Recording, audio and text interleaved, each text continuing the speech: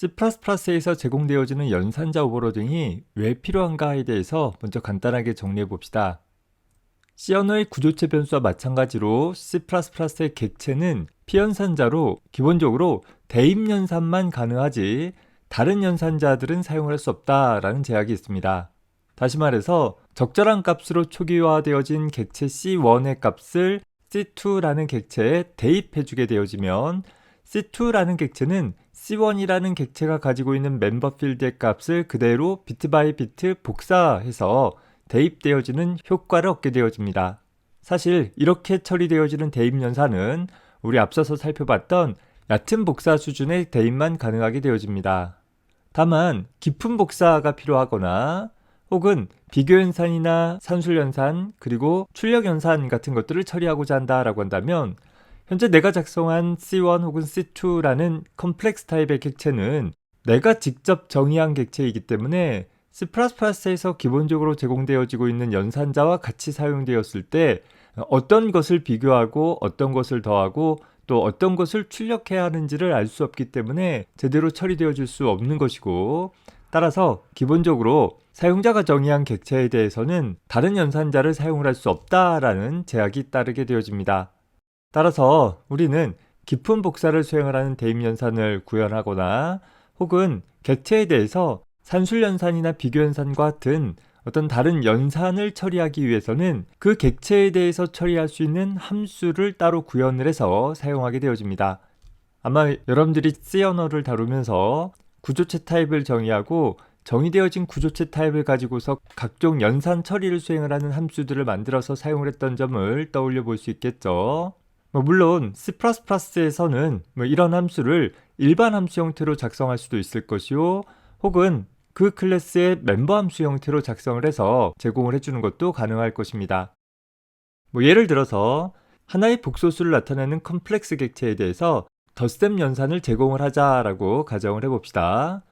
일반적인 수의 덧셈 연산과 마찬가지로 두 복소수 객체들을 덧셈 연산 처리하기 위해서 일반 함수도 가능하고 멤버 함수도 가능하지만 1차적으로 하나의 클래스 안에서 모듈화되어진 행위들을 제공해준다라는 측면에서 컴플렉스라는 클래스의 멤버 함수 형태로 덧셈 연산을 처리하기 위해서 add라는 멤버 함수를 제공을 한다라고 가정을 해봅시다. 자, 일반적인 산술적인 덧셈 연산들에 대한 특징은 다음과 같이 모든 연산들은 연산의 행위와 그에 대한 결과값을 가질 것이에요. 마찬가지로 컴플렉스의 덧셈 연산은 복소수 두 개를 덧셈하는 연산이 필요할 것이고 더한 결과값을 갖는 행위가 필요하겠다라는 것이죠. 더불어서 일반적으로 덧셈 연산은 피연산자들을 바꾸지 않는 그저 피연산자 값을 참조해서 하나의 결과값을 만들어내는 데만 사용이 되어질 것이요, 대부분의 산술 연산은 피연산자와 같은 타입의 자료용을 결과값으로 갖는다라는 특징을 갖고 있겠죠. 따라서 복소수의 덧셈 연산은 하나의 복소수 값을 갖게 되어지면 된다라는 것을 떠올려 볼 수 있을 것입니다.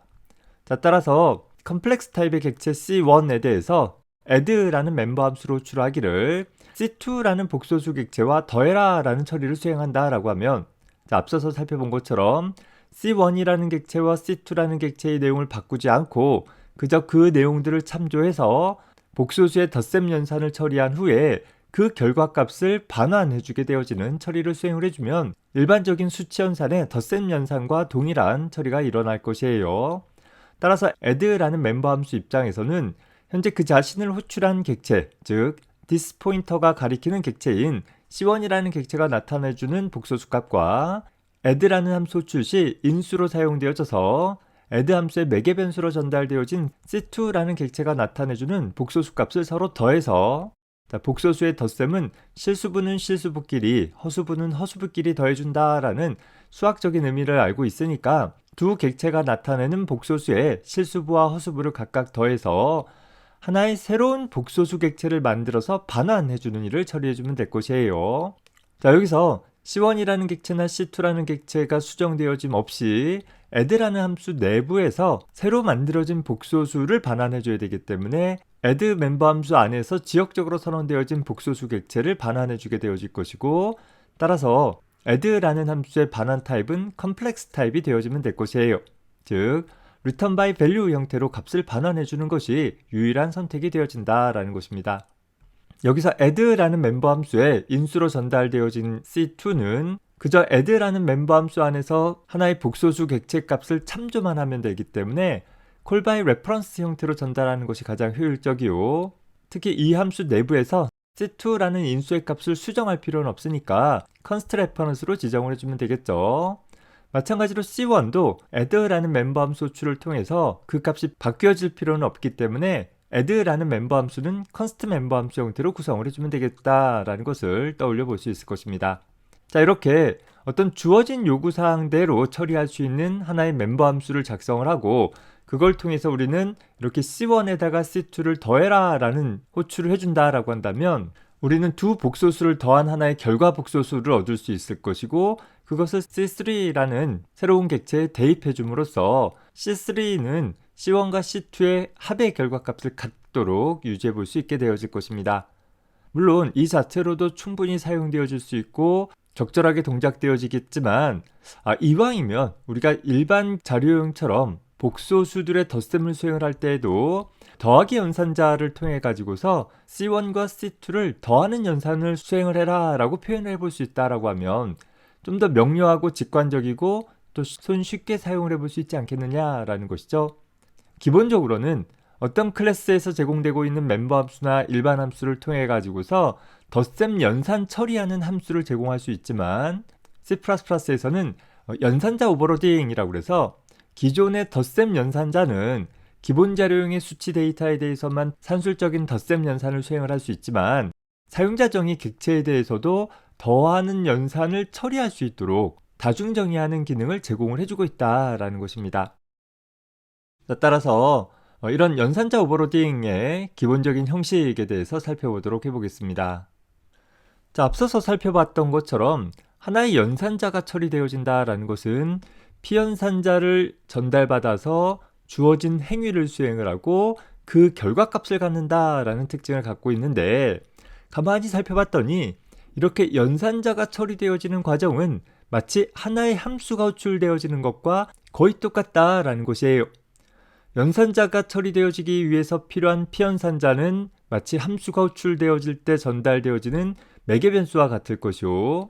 연산자가 주어진 연산을 수행을 하는 것은 함수 안에서 정의되어진 문장들이 처리되어지는 것에 비유해 볼 수 있고 또 연산자가 하나의 결과값을 갖는 것은 함수가 주어진 작업을 처리하고 반환값을 갖는 것에 대비해 볼 수 있겠더라라는 것입니다.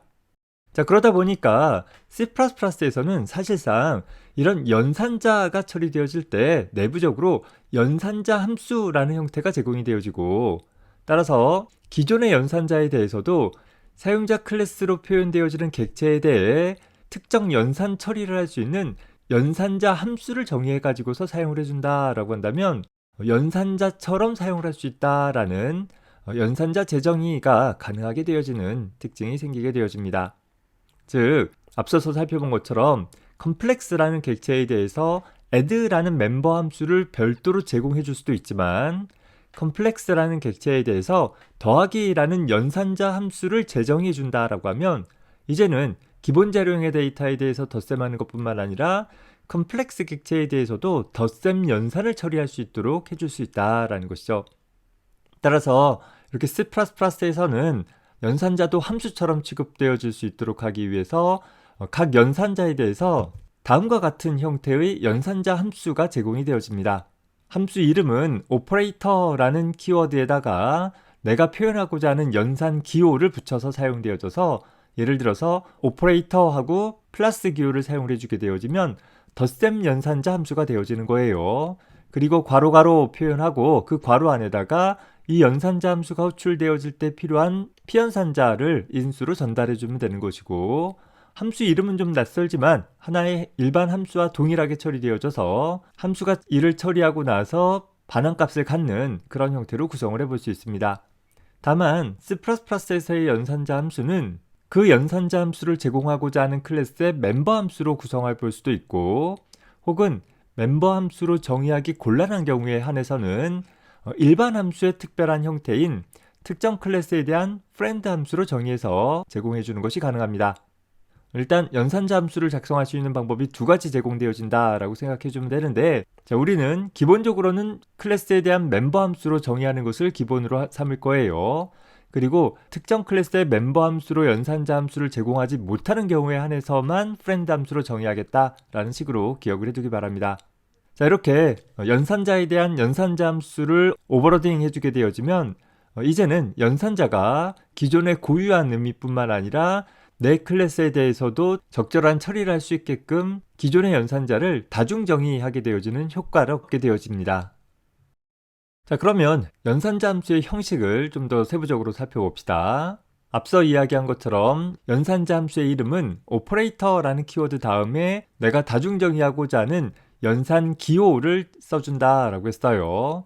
더하기 연산자이다 라고 하면 오퍼레이터 하고 덧셈 연산 기호 플러스를 써주게 되면 되는 것입니다. 플러스라는 영문자 문자를 쓰는 것이 아니라 기호 자체를 써준다 라고 기억을 해주면 되겠고, 그 전체가 하나의 연산자 함수 이름이 되어지는 것이에요. 자, 다른 함수를 정의하는 것과 마찬가지로 괄호 통해서 이 식별자가 함수 이름이다 라는 것을 나타내 줄 것이고, 그 괄호 안에는 함수가 호출되었을 때 전달받는 인수들을 저장받을 매개 변수들을 하나 이상 콤마로 구분을 해서 나열해 줄 수 있을 것입니다. 물론 매개 변수가 필요 없는 경우에는 일반 함수들과 마찬가지로 void라는 키워드를 명시적으로 써줄 수 있습니다.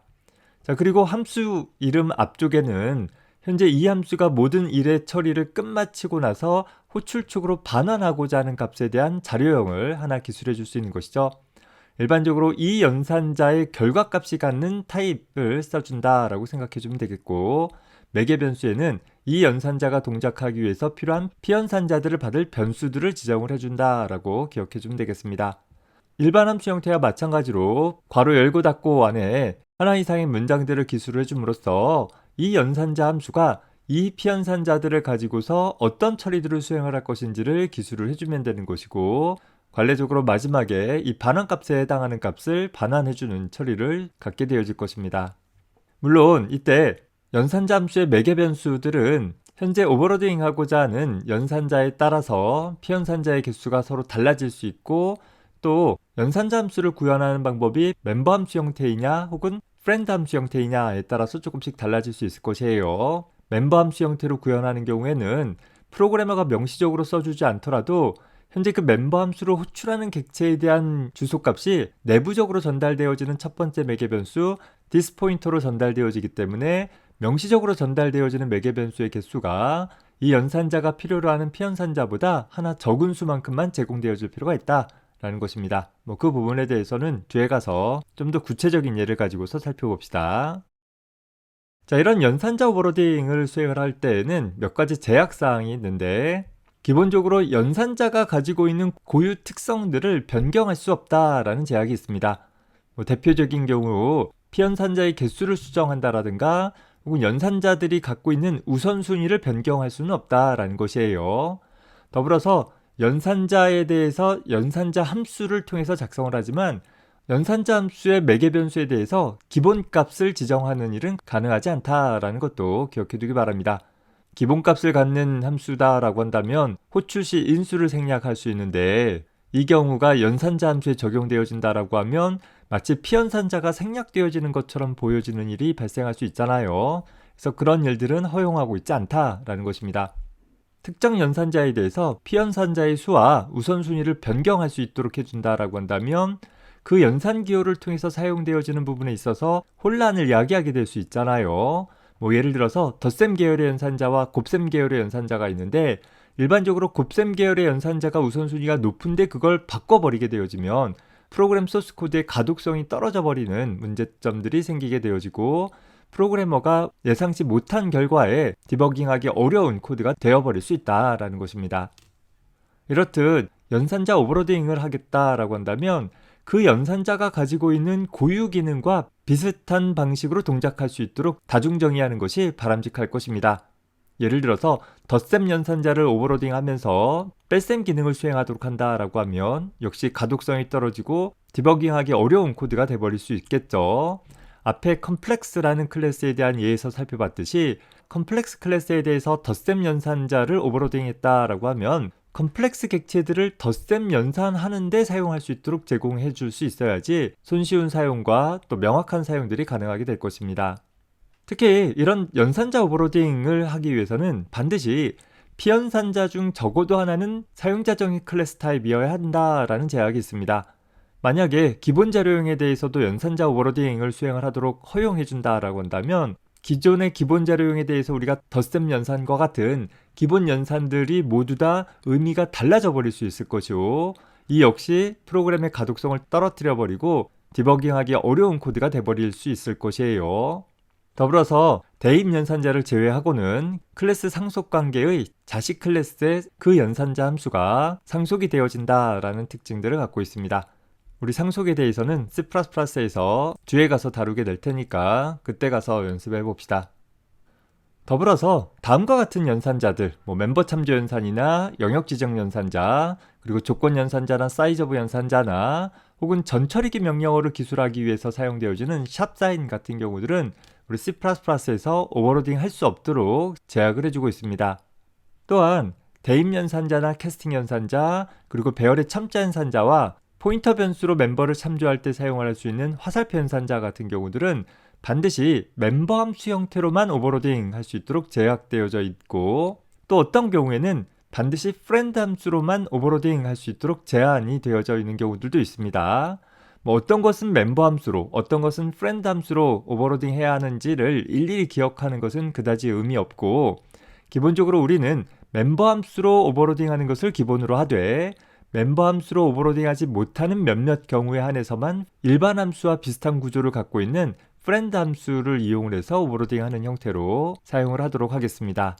프렌드 함수가 무엇인지 또 어떻게 작성하는지는 뒤에 가서 프렌드 함수로 오버로딩 해줘야 되는 연산자 함수의 다중정의를 다룰 때 살펴보도록 하겠습니다.